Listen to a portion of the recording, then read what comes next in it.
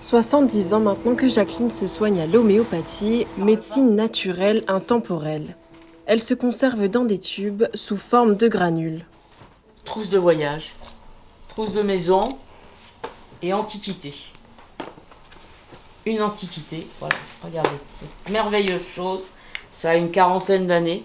Chaque remède soigne une douleur bien spécifique. Ce tube d'Ignatia, qui est le remède que j'ai connu en premier, parce que j'ai souvent un comportement paradoxal. Je vais prendre nitric acidum parce que j'ai les yeux secs. Si mon abcès dentaire vraiment devient insupportable, comme j'ai pas tellement envie de prendre ni d'anti-inflammatoires, ni trop d'antalgiques, je vais prendre un peu d'hypericum. Voilà. Et moi, je me prends mes granules.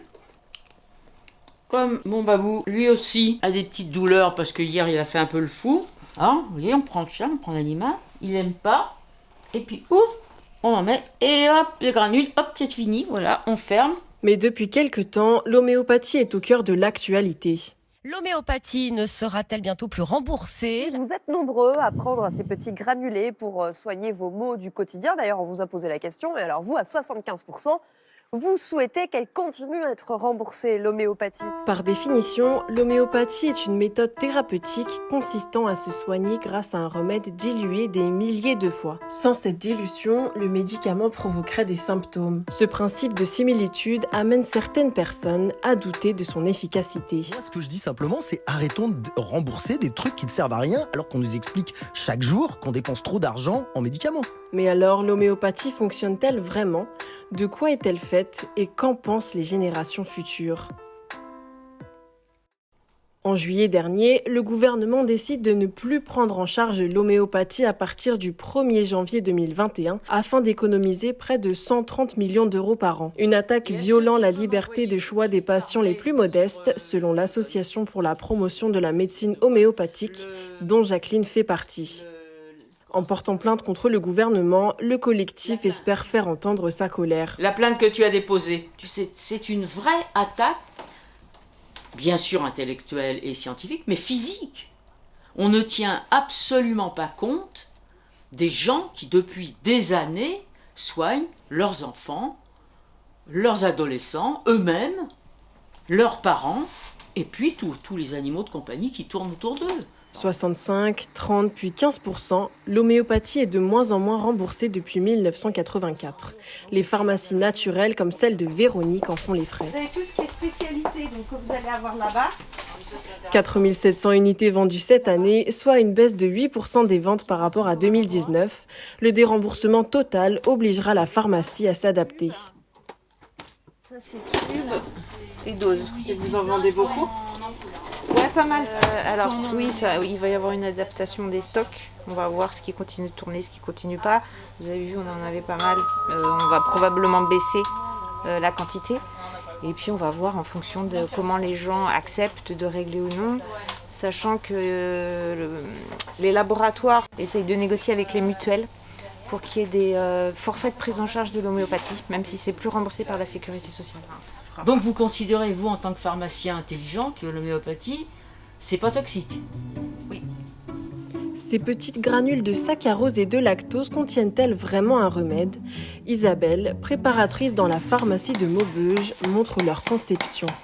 Aujourd'hui, elle confectionne des tubes d'Ignatia, remède contre la dépression, l'anxiété et l'émotivité. Je vais prendre 4 gouttes.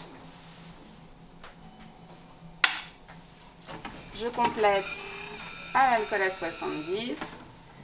Et l'étape cruciale, c'est la dynamisation.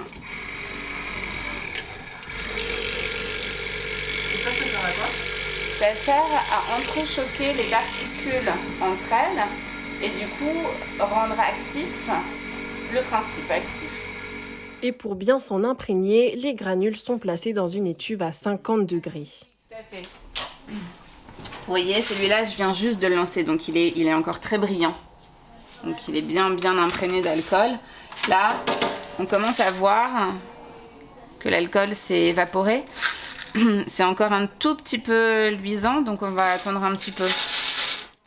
Selon l'ampleur de la préparation, cette étape dure entre une dizaine de minutes et plusieurs heures.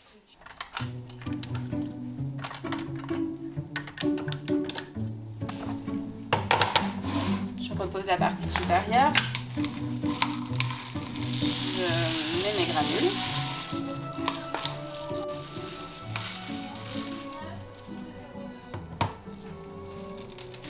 Hop. Après avoir rempli les tubes de granules, Isabelle doit les confier à un pharmacien pour qu'il vérifie et confirme leur composition. Là, je dépose mon plateau donc auprès du pharmacien. Ah bah le pharmacien n'est pas là.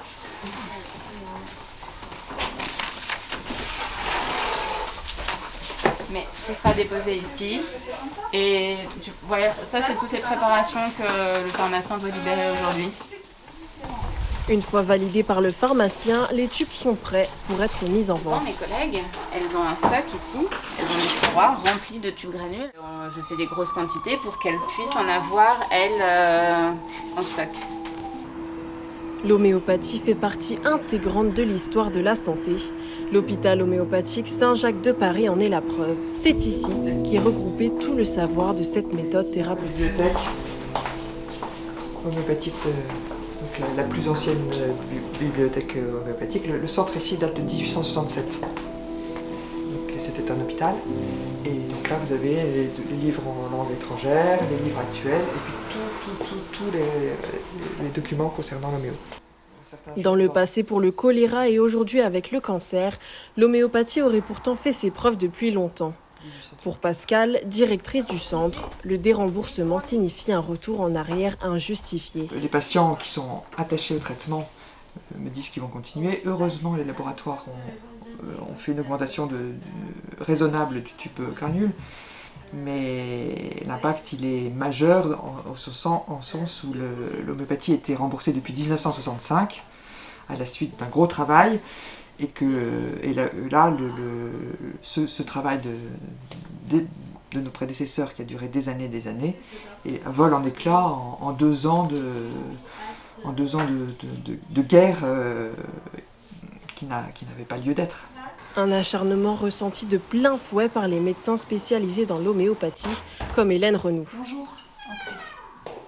Là, je dois dire que depuis 2 ans, c'est d'une violence qu'on avait rarement atteinte avant, avec des accusations, avec des insultes, les réseaux sociaux qui amplifient tout ça. C'est à la limite du supportable. Il ne faut pas qu'on regarde. Si on regarde Twitter, on se rend malade tellement on est insulté.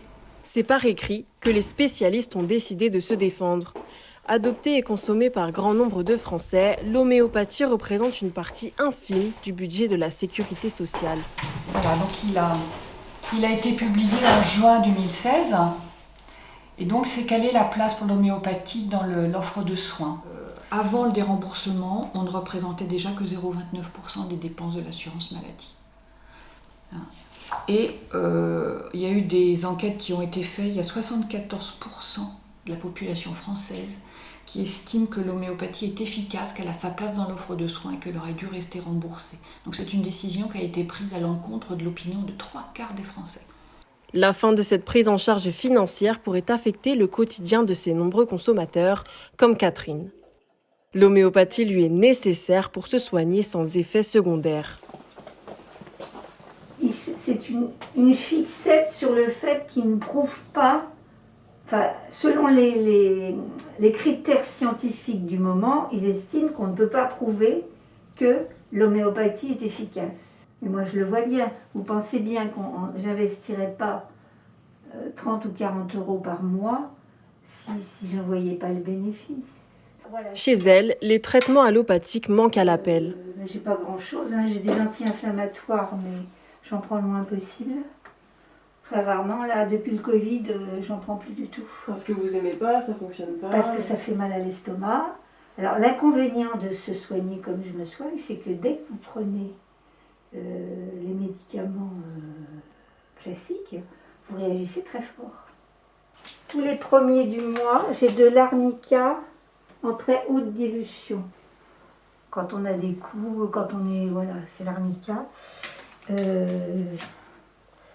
Et après, j'ai une fois par mois Calcarea carbonica. C'est pour les os. Et c'est sans compter le manque d'enseignement de l'homéopathie aujourd'hui. C'est ce que dénonce Marie, étudiante en 6e année de pharmacie. Ça fait 14,90 €. Le manque de développement de formation à la d'homéopathie, que ce soit pour les pharmaciens ou pour les médecins, c'est vraiment parce que on n'a aucun cours et aucune formation dessus à la fac. Donc forcément, ça n'aide pas les étudiants à s'y intéresser. C'est pas un manque d'intérêt pur des étudiants, je pense, parce que de plus en plus de gens, mais même on voit dans la population générale, sont intéressés par le développement des médecines naturelles et alternatives et tout ça. Au contraire, les gens maintenant essayent au maximum de soigner de façon simple et d'éviter les médicaments trop chimiques, mais c'est plus qu'on a vraiment un manque de formation dessus. Malgré tous les efforts et l'intérêt porté vers l'homéopathie, le déremboursement total à partir du 1er janvier 2021 semble être inévitable.